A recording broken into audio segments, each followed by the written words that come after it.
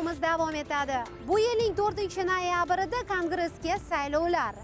Vakillar palatasiga a'zolar har 2 yilda saylanadi. Senatga esa har 6 yilda. Ayni damda partiyaviy saylovlar, ya'ni saralash jarayoni avjida. 2010-yilda Vakillar palatasini demokratlardan tortib olib, bu yerda respublikachilarni ko'pchilikka aylantirgan kuch choychilar harakati edi. Nomiga qarab ularni choy bilan bog'liq bo'lsa kerak deb o'ylashingiz mumkin. Aslida ularning dardi hukumat. Choychilar o'ta ketgan konservatorlar bo'lib, respublikachilar partiyasining eng radikal qanoti. Ular nazarida bugun Amerikada boshqaruv konstitutsion cheklovlardan chiqib ketgan va fuqarolar ustidan nazorat har qachongidan ham kuchli. Ular davlatning inson hayotidagi rolini kamaytirish payida. Shuningdek, Amerika xalqaro maydonda ko'p sarf xarajat qilmoqda deya hisoblashadi.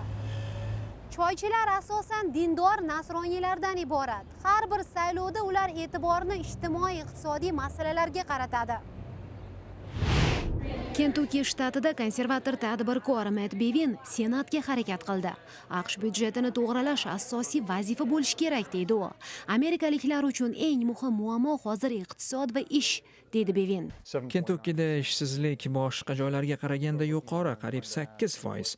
Ish qidirib yurgan odamlar ovoz berganida avvalo shu omilga ahamiyat qaratadi.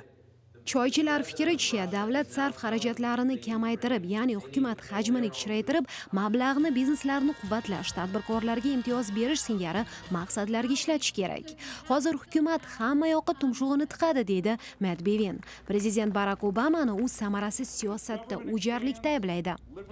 Iowa shtatidan senatga nomzod Matt Whitaker dediki, Obama sog'liqni saqlash sohasida boshlagan islohotlar baribir ish bermaydi.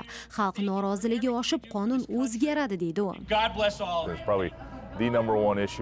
Saylovchi uchun bu birlamchi masala. Hayotni qiyinlashtiradi u. Lekin ayrim siyosiy sharhlovchilar fikricha, bu safar choychilar oldingidek shuhrat qozona olmasligi mumkin. Kentucky universitetidan professor Al Cross. Bilasizmi, odamlar charchadi bu harakatdan va ularning asossiz iddaolaridan. Shimoliy Karolina shtatidamiz.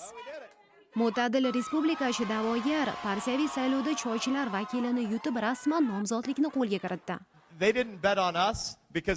Nebraska shtatida esa choychilar quvvatlovi bilan da'vogar Ben Sasse nomi endi saylov byulletenida. Kentucky shtatiga qaytadigan bo'lsak, bu yerda uzoq yillik senator Mitch McConnellning nufuzi unga nisbatan ishonch oxirgi paytda juda pasayib ketgan. McConnellning reytingi prezident Obamaniki bilan teng, juda past. Ko'rinib turibdiki, bu senatordan charchaganmiz, lekin bu uning o'rniga yana bir konservatorni ma'qul ko'ramiz degani emas. Oldin partiya o'z nomzodlarini saralab oladi. Raqib partiya nomzodlari bilan bellashuv esa avgust, sentyabr va oktyabr oylarida ayniqsa qiziydi. Chunki debatlar shu davrga to'g'ri keladi. Xalqning ularga yakuniy bahosini esa saylov kuni bilamiz.